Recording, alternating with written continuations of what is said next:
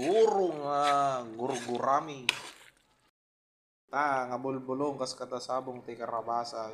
Daytan eh. Ay panangki buru. Buru ata buru. Ah. Bu.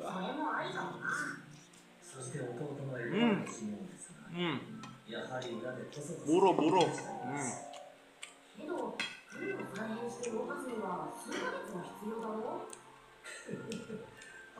Namit kaayo. あ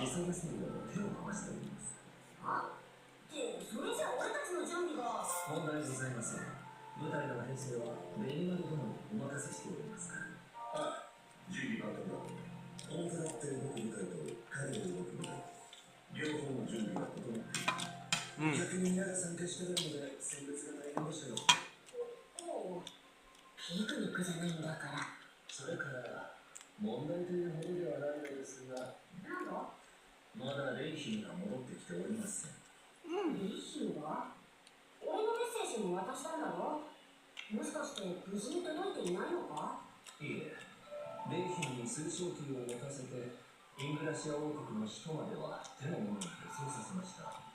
ボートには結界が張られているため手の者は侵入できませんが、レイヒンが中に入るところまでは確認できております。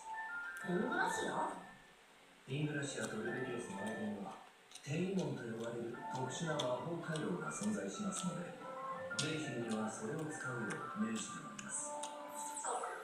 転移門とは特殊な事例を巡ることで異変感の行き来を一瞬で勧誘できる魔法陣です。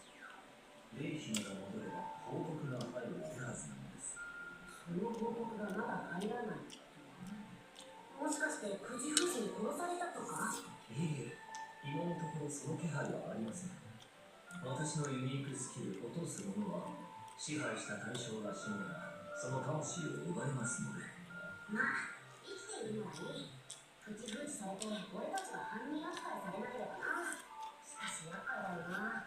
情報が少なすぎて正確に状況を読み取れない。申し訳ありません。ルベリオスへの潜入はさすがに危険が大きく。いいって何しろあっちにはヒナタがいる。